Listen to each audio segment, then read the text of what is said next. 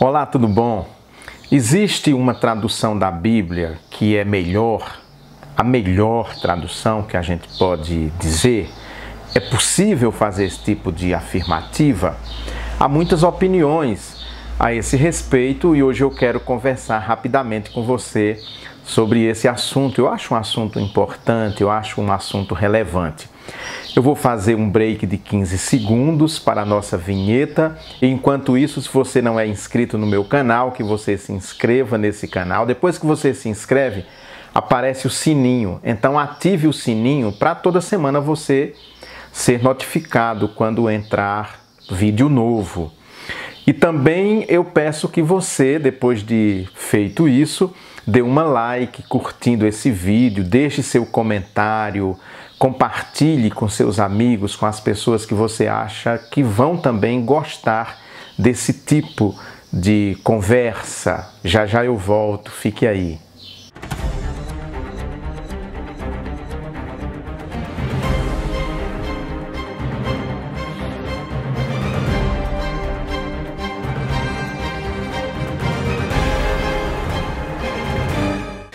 Então, como eu estava falando, já iniciei o assunto, hoje nós vamos falar sobre traduções da Bíblia.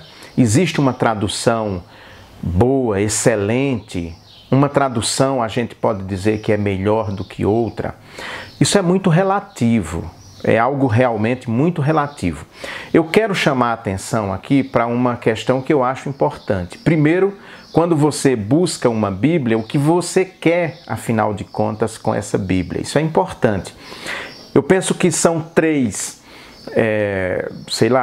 aspectos que devem ser levados em consideração quando você vai comprar uma Bíblia para você. Primeiro, é para uma Bíblia de estudos. Você quer estudar a Bíblia, você quer conhecer mais profundamente a Bíblia, os livros com notas remissivas, né? Notas de rodapé, notas de cruzamento, de referência. Então, se é uma Bíblia que você quer para estudos, é bom que você compre, então, uma Bíblia que tenha esse fim. Tem algumas desvantagens? Tem. Para mim, a grande desvantagem de uma Bíblia de estudos é porque ela é muito pesada, é incômoda, é ruim de você manusear, locomover, levar de um lugar para outro. Eu tenho Bíblias de estudo aqui, tenho várias, e deixo sempre em casa, aqui na minha biblioteca, porque é o lugar onde eu estudo, onde eu preparo as mensagens, os estudos bíblicos. Então eu recorro a essas Bíblias, a essas traduções que são muito importantes. Nós temos traduções na linha protestante, nessa linha João Ferreira de Almeida, várias, né? João Ferreira Corrigida e Fiel, a João Ferreira Fiel, João Ferreira Atualizada, João Ferreira de Almeida século XXI, são várias.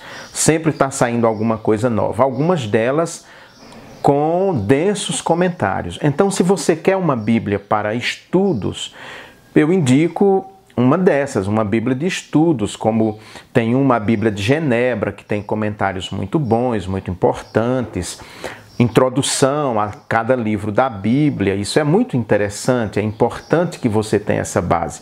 De maneira que é sempre bom ter uma Bíblia de estudos em casa, isso é fundamental. Eu uso muitas, como eu falei, mas há uma que eu sempre volto e sempre recorro a ela, que é essa aqui, a Bíblia de Jerusalém. Ela é uma Bíblia traduzida, eu já falei sobre ela no outro contexto, traduzida na Escola Bíblica de Jerusalém. A primeira versão dela é em francês. Eu tenho em francês uma edição antiga da década de 60, que foi usada por um teólogo brasileiro durante o Concílio Vaticano II, para você ter ideia. Está lá com a assinatura dele lá em Roma.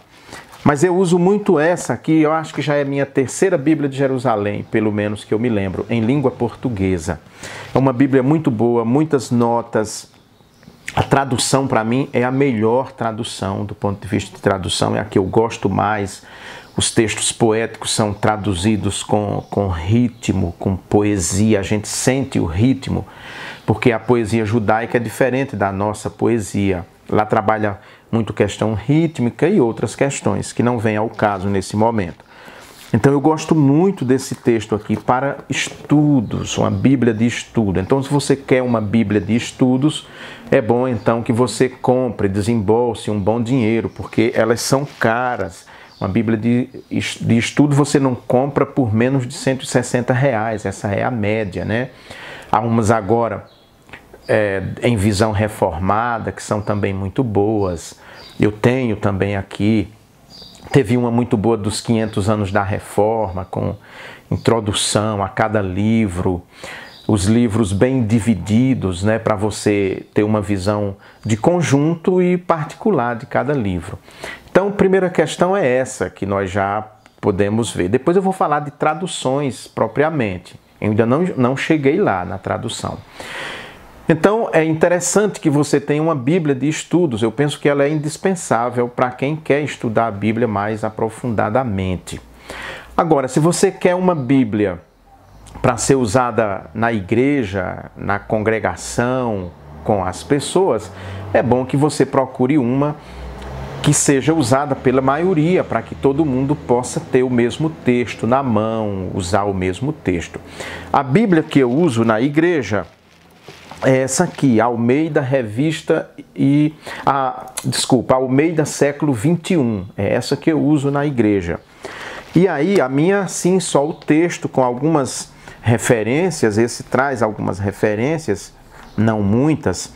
Eu não gosto de usar na igreja Bíblia com comentários, porque a tentação é muito grande da gente se distrair lendo os comentários. Então, tá o irmão, a irmã, a pessoa dirigindo o estudo bíblico, pregando ou fazendo um estudo bíblico, e em vez de você estar olhando para ele assim, olho no olho, que isso é importante para um professor, para um expositor, de qualquer matéria, de qualquer assunto, você corre o risco, principalmente se você não está gostando muito, você ficar lendo os comentários na Bíblia, você fica lendo os comentários, vai para a introdução do livro, e aí era melhor você ter ficado em casa. Você fez uma grande besteira, sair de sua casa e ir para a igreja, em vez de ficar em casa, tomar banho, mudar de roupa, pegar ônibus, ou o carro, ou a moto, ou a bicicleta, ou a pé, ir para a igreja, chegar na igreja, em vez de ficar em congregação, orando, cantando e ouvindo a palavra de Deus com a congregação, você ficar lendo os comentários bíblicos do texto que você tem nas mãos. Era melhor ter ficado em casa. Fica em casa, é melhor, porque aí você não provoca nenhum tipo de desconforto ao expositor. Então eu não aconselho que você vá para a igreja levando o seu tijolão de Genebra, o seu tijolão com os comentários reformados, ou mesmo a versão Almeida 21 com os comentários muito bons, por sinal, que tem lá e que foram coordenados pelo Luiz Saião. É uma Bíblia muito boa também.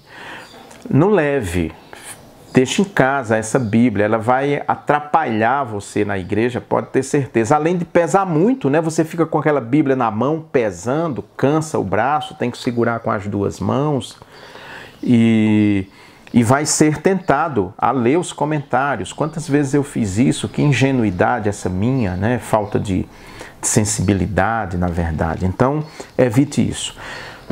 Vimos primeiro, se você quer uma Bíblia para estudos, você deve buscar então uma Bíblia de estudos que se adeque melhor ao seu bolso e à sua expectativa. O que é que você quer? Se você é um católico, eu sugiro a Bíblia de Jerusalém e não outra. Mesmo a edição pastoral, que é uma Bíblia muito boa, e a da CNBB também, são duas Bíblias que eu considero muito boas, mas é melhor você ir para a Bíblia de Jerusalém, porque ela é imbatível, insuperável. Mas a pastoral e a da CNBB também podem lhe servir como referência para você ter introdução a cada livro, comentário aos textos mais difíceis, digamos assim. Então, se você quer uma Bíblia de estudos, eu aconselho que todo mundo tenha uma Bíblia de estudos em casa. Mas se você quer uma Bíblia para levar para a igreja, é bom que você pergunte, se você é novo na igreja, você pergunte qual é a Bíblia que o pastor usa. Isso é importante. Qual é a Bíblia que o pastor usa? Então, compre a que o pastor usa, ou a pastora. Por quê? Para você ir acompanhando exatamente o que ele está lendo, a exposição dele. Isso é muito importante. É ruim quando o expositor está usando uma Bíblia e você tem outra. A gente se perde na leitura, não se perde? A gente se perde, eu me perco, provavelmente você também aconteça isso. Então, se você chegou agora numa igreja, pergunte qual é a Bíblia que vocês usam aqui. Ou, melhor, qual é a Bíblia que o pastor usa, que os expositores usam. E use a mesma Bíblia. Isso facilita na hora que alguém pede para você ler, você vai ler o mesmo texto. No momento que pedem para todo mundo ler um texto em uníssono, você está com o mesmo texto na mão, não fica lendo de maneira desencontrada. Então, segundo passo, a Bíblia da Assembleia Cristã, aquela Bíblia que todo mundo usa. A minha sugestão é que não depende muito de você, nem do seu gosto pessoal. A minha dica é que você siga o que o pastor está usando, o que a pastora está usando. O que ele usar, você use, para facilitar no momento que ele pedir para você ler um texto, vocês estarão com o mesmo texto na mão. Isso gera menos controvérsia. Agora, você quer uma Bíblia para leitura pessoal em casa? Aí há muitas possibilidades para você. Eu citaria a Nova Tradução na Linguagem de Hoje para leitura pessoal, é muito boa porque é um texto mais despojado, não usa uma linguagem muito solene, muito longe da sua realidade. A NVI é muito boa também. Saiu uma recentemente, NVT, que eu gostei muito dela. Para leitura pessoal é fantástica, é uma Bíblia muito boa para leitura pessoal. E tem a Mensagem de Eugene Peterson, que é uma tradução, uma paráfrase, né, digamos assim, uma tradução muito boa da Bíblia. A dificuldade que eu vejo na Mensagem é porque ela não segue a versão em português, porque a tradução inglesa ou americana, Eugene Peterson segue os versículos bíblicos, como estão na Bíblia. Mas não sei que loucura deu aqui no Brasil, que quando fizeram a tradução para o Brasil, para o português brasileiro, não conservaram os versículos lá do original americano, de Eugene Peterson. Traduziram por blocos, então às vezes traduzem ali um bloco de 5 versículos. Então é muito difícil. Se você procura, por exemplo, eu vou citar um caso a esmo, né? Necessariamente não é esse aqui, mas se você diz, leia aí Êxodo capítulo 5, versículo 7, chega lá, está dentro de um bloco com o 3, 4, 5, 6, 7 e 8. Aí você não acha o versículo 7, você não consegue achar. Isso eu achei que não foi legal. Eu não tenho nenhuma Bíblia nesse sentido de uso pessoal, uma única Bíblia, porque eu desenvolvi o hábito já há alguns anos de fazer a Lectio Divina, a leitura contínua da Bíblia, e não sei quantas vezes eu já fiz. Eu compro uma Bíblia, uma nova tradução, e leio toda aquela Bíblia, todo aquele texto. Já fiz isso com algumas, essas que eu citei aqui, todas eu fiz isso. Agora a minha Bíblia de leitura pessoal, para minhas devocionais, para tudo aquilo que eu leio aqui na minha casa, é a Bíblia Sagrada King James atualizada. É ela que eu estou usando. Eu estou aqui hoje em 1 Coríntios, né? Inicio 1 Coríntios hoje, na leitura dessa Bíblia. Então já estou bem perto de terminar. Dessa vez eu fiz a leitura direta, de Gênesis até Apocalipse, essa é a ideia. Às vezes eu não leio dessa forma, leio por blocos, né? Leio primeiro os evangelhos, aí leio os 5 livros de Moisés, as cartas de Paulo, agora os livros proféticos e assim sucessivamente. Nem sempre eu faço a leitura de Gênesis a Apocalipse. Atualmente eu estou lendo a King James. Então, se você quer uma Bíblia para a leitura bem pessoal, o ideal é que você procure uma que tenha uma linguagem o mais acessível possível. Uma linguagem que esteja mais próxima de você.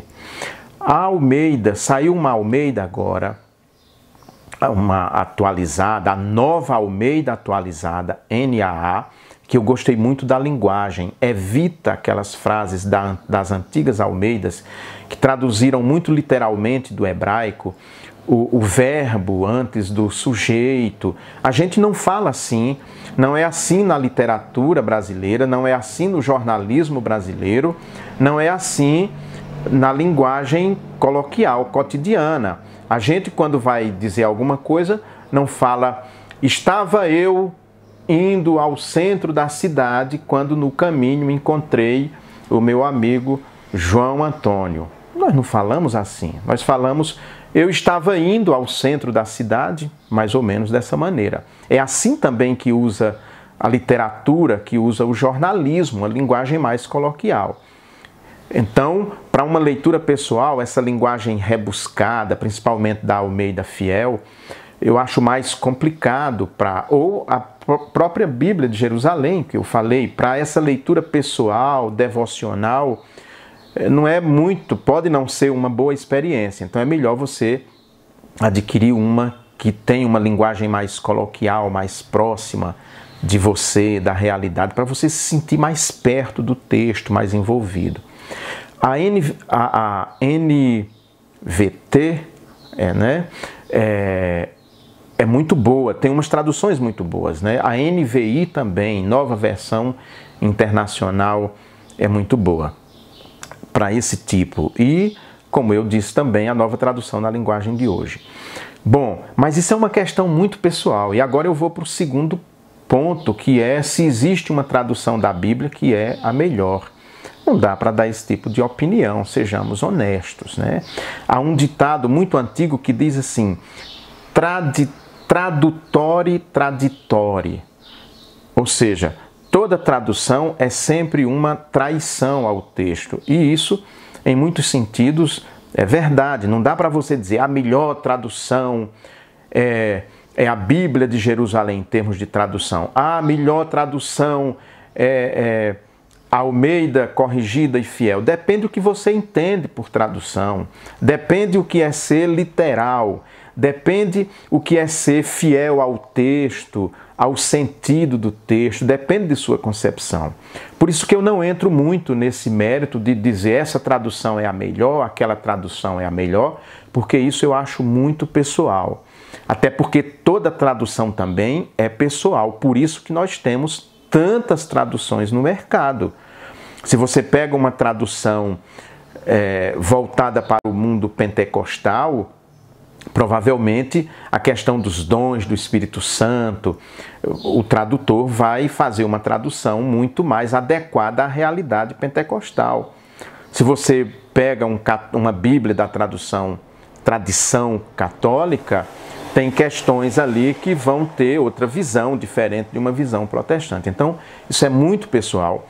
Não dá, por mais que a pessoa seja especializada no grego e no hebraico bíblicos, não dá para a gente dizer isso, porque parte muito de uma concepção, de uma visão de mundo, daquilo que ele entende. Só para vocês terem uma ideia, eu tenho aqui em mãos uma tradução da Bíblia usada pelos judeus. Os judeus usam a Bíblia em hebraico na sinagoga, mas aqui no Brasil houve uma autorização para se fazer uma tradução original do Tanar, que é essa aqui, pelo Jairo Friedlin, que um judeu de São Paulo, Dave Gorodovitz e Jairo Friedlin, eles que fizeram essa tradução, usaram o texto Códex de Alepo, até porque também há alguns textos originais, digamos assim, diferentes. Se você vai no grego e pega o texto crítico e o texto receptus, há diferença quanto a isso. Mas olha só, porque o texto é judeu. Tem um texto famoso de Isaías, que é usado nos evangelhos.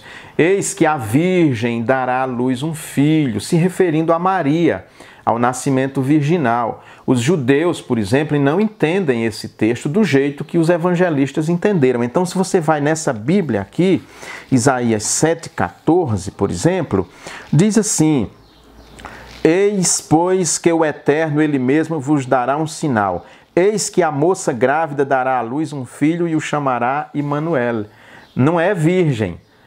Os judeus vão dizer que Isaías não estava se referindo a uma virgem do ponto de vista literal, mas que a palavra era usada tanto para uma jovem, para uma mulher muito nova, quanto para uma mulher que ainda fosse virgem, independentemente da idade. Usava-se o mesmo termo. e que aqui não está dizendo que seria uma virgem literal, mas uma moça nova, muito jovem, uma quase adolescente, digamos assim. Eu estou falando isso para você entender como é essa questão de tradução, que não é bem como a gente imagina, porque há visões diferentes, às vezes da mesma palavra, do mesmo texto, e isso muda tudo no momento da tradução. Então, não busque a melhor tradução, porque você não vai encontrar a melhor tradução neste sentido. É claro que há traduções que adulteram muito mais, digamos assim, o texto original do que outras, mas é difícil opinar nessa direção. Procure então aquela tradução que você se sente melhor, que você se sente mais próximo do texto, que o texto lhe diz mais, que você compreende com mais facilidade.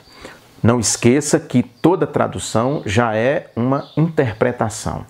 Aliás, para você ter ideia, o Corão, o Alcorão, como a gente fala, o Corão, que é o livro sagrado dos muçulmanos, eles não permitem tradução do Alcorão. Aqui no Brasil tem uma tradução do Alcorão. Eles não usam, só usam o texto original nas mesquitas. E eles não chamam a tradução de tradução. Eles dizem que aquilo ali é uma interpretação do Alcorão. E eles não deixam de ter razão. Não existe propriamente tradução. Toda tradução é sempre uma interpretação, que entra muito da experiência de fé de quem faz a tradução, do seu conhecimento a respeito de linguística, de filologia, e aí em relação à Bíblia, história, geografia, arqueologia, cultura antiga, tudo aquilo que você possa imaginar de conhecimento. Quanto mais conhecimentos gerais o tradutor tiver, mais o seu texto vai ser mais próximo da ideia original. O que se deve buscar na tradução é a ideia original e não traduzir palavra por palavra, como algumas experiências fazem.